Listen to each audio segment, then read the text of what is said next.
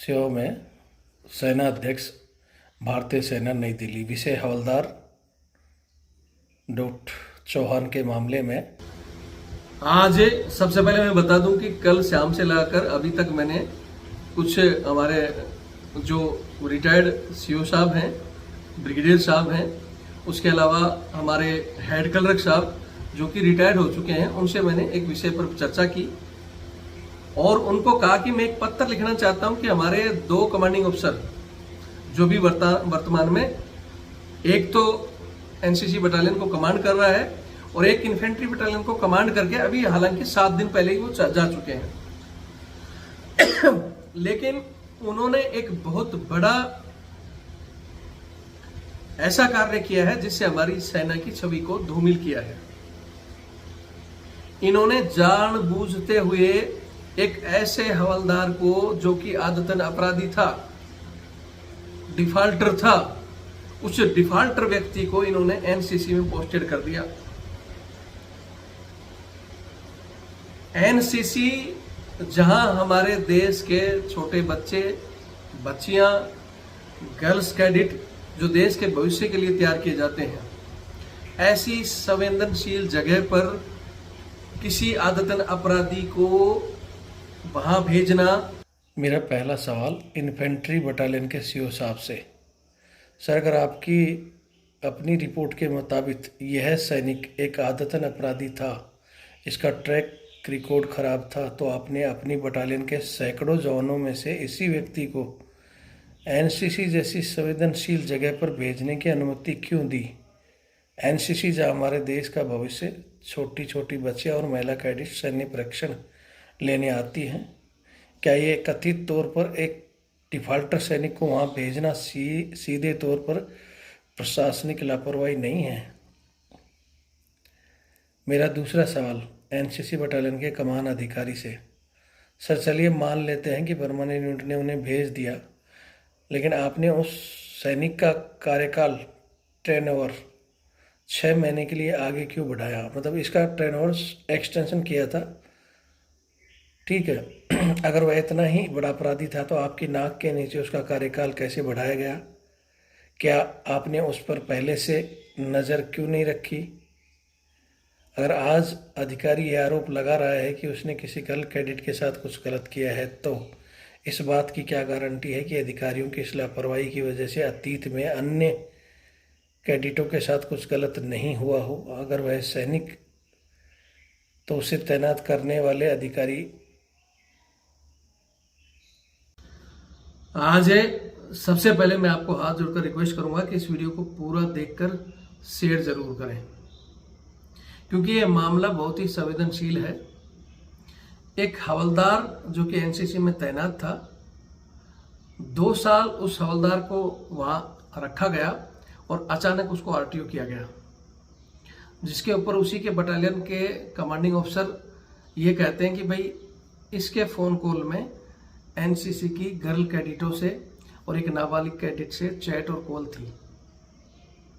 उसके बाद ये सीओ साहब इसके सीओ से फीडबैक मांगते हैं तो वो कहता है कि भाई ये आदतन अपराधी था, इसको पहले भी सजा हो रखी थी। यहां उस हवलदार को जो पनिशमेंट होनी चाहिए थी, आज उस विषय पर बात करेंगे। इस हवलदार के साथ साथ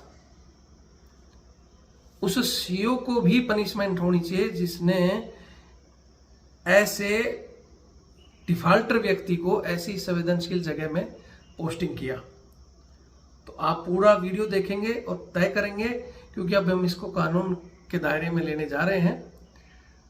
दूसरा, 2 साल बाद में ऐसे व्यक्ति को भेजना,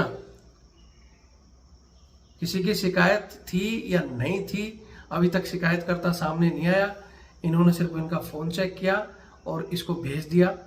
तो हम चाहते हैं कि 2 साल से ये बंदा और ये सीओ साहब भी वही हैं। क्या करेक्टर खराब हवलदार का ही है? हो सकता है सीओ साहब का भी करेक्टर खराब हो, उनका भी फोन प्रॉपर चेक किया जाए, उनके ऊपर भी एक कोर्ट ऑफ इंक्वायरी बैठाई जाए कि इस व्यक्ति को इतने दिन आपने कैसे रखा। चलो 2 साल तो रखा, इसका एक्सटेंशन क्यों किया आपने 6 महीने?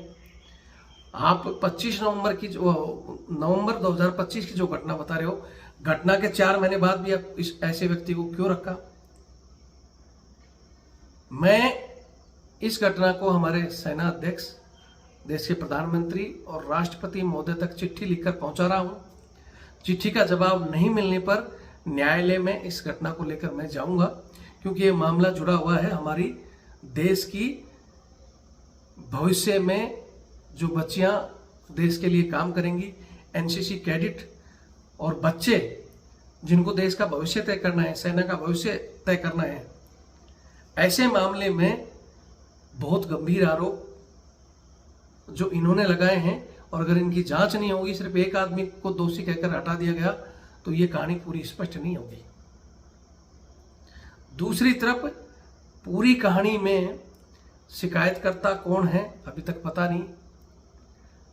दूसरी तरफ इस हवलदार की जो सजा है, इसके बच्चों को भुगतनी पड़ी, इसकी वाइफ को भुगतनी पड़ी, क्या ये जायज है?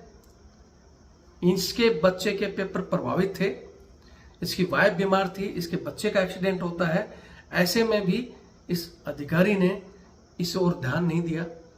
इस विषय पे भी एक कोर्ट ऑफ इंक्वायरी बननी चाहिए। इनके सीनियर अधिकारी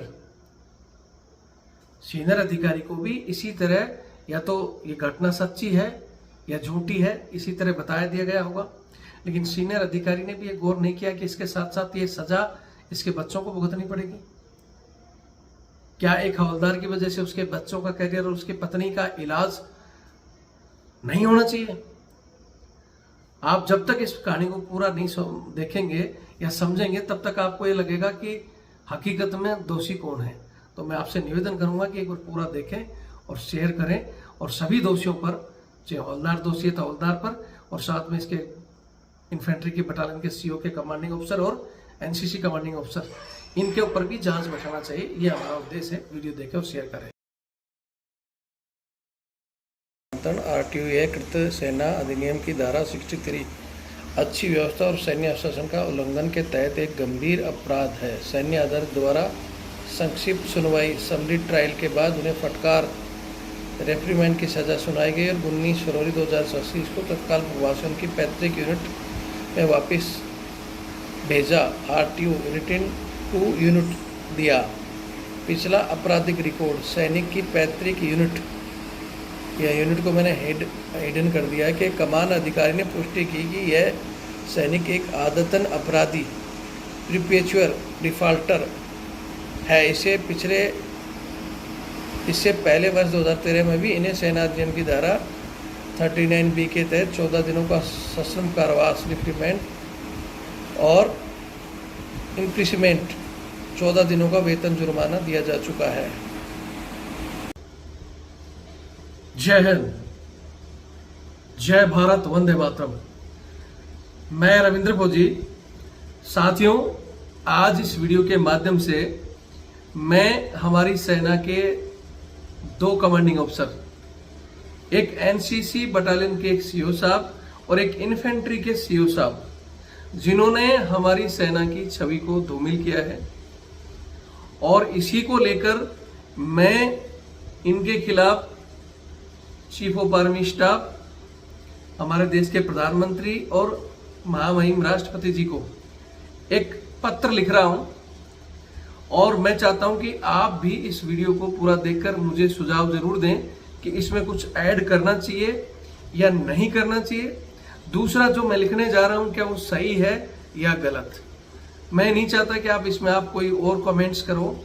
आप इस वीडियो को देखकर कमेंट्स जरूर करें। आपको बता देता हूं कि भारतीय सेना, हमारी सेना डिसिप्लिन के लिए जानी जाती है, और सेना में डिसिप्लिन सर्वोपरि है, लेकिन इन 2 अधिकारियों की वजह से सेना की छवि धूमिल हुई है। जो मेरे को लगा, मैं आपको बता रहा हूं। आप भी अपने विचार कमेंट्स में जरूर करें। अगर कमेंट्स करने में किसी को समस्या है तो मेरा नंबर है 8290354513 82 90 35 45 13। आप मुझे डायरेक्ट कॉल करके भी बता सकते हैं। ये मेरा व्हाट्सएप नंबर है। व्हाट्सएप भी कर सकते हैं कि भाई आप पत्र लिखो या मत लिखो, या इनके खिलाफ ये इस तरह की कहानी बताओ, तो आप मुझे जरूर सुझाव दें। हालांकि इस विषय में मैंने कल शाम से लगाकर अभी तक एक अपने ब्रिगेडियर साहब हैं जो रिटायर्ड हैं पंजाब के, उनसे मेरी बात हुई है। एक कर्नल साहब हैं जयपुर के, उनसे मेरी बात हुई है। कुछ हमारे हेड कलरक साहब जो आर्मी से रिटायर हैं, उनसे मेरी बात हुई है। जेसीओ साहब, एनसीओ, कुछ वकीलों से मैंने ऑलरेडी बात कर ली है।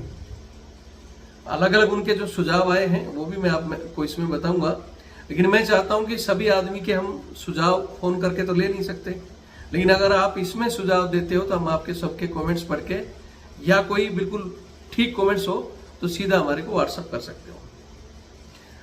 आप सभी को बता दूं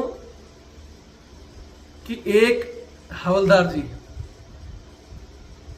जिनके विषय में एक एनसीसी बटालियन के सीओ साहब ने आरोप लगाए हैं कि भाई इन्होंने एक गर्ल्स कैडेट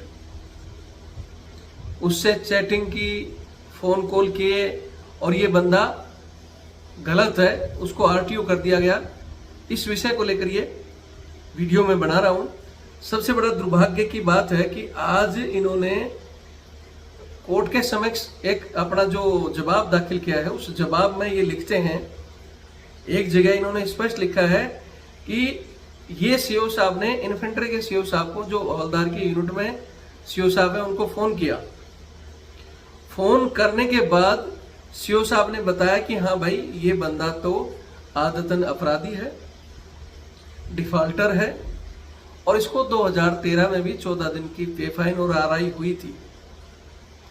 ये इन्फेंट्री बटालियन के सीओ साहब आज बता रहे हैं।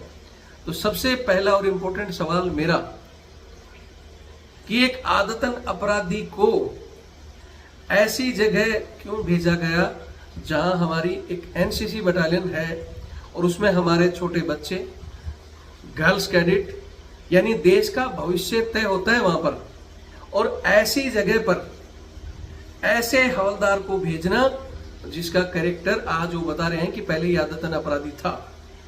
तो मेरा पहला और इम्पोर्टेंट सवाल हमारे आर्मी चीफ साहब से, हमारे देश के प्रधानमंत्री जी से, सॉरी इनसे सवाल नहीं है, इनसे तो मैं पत्र लिखकर गुजारिश कर रहा हूं कि जानबूझते हुए, जो सीओ साहब इस बात को जानते थे कि यह हवलदार आदतन अपराधी है, फिर जानबूझते हुए इनको ऐसी संवेदनशील जगह जहां पर हमारे देश के छोटे बच्चे से लगाकर गर्ल कैडेट तक सेना में जाने के लिए और देश के भविष्य के लिए तैयार करते हैं, वहां इस बंदे को भेजा। और भेजने के बाद इस बंदे ने, जैसा कि 8 बटालियन के इनके जो सीओ साहब हैं वो ये कह रहे हैं कि इस बंदे ने एक गर्ल कैडेटों से, जो ऊपर लिखा गया है गर्ल कैडेटों से, फिर लिखा गया है कि नाबालिग गर्ल कैडेट के चैट और ये पाए गए।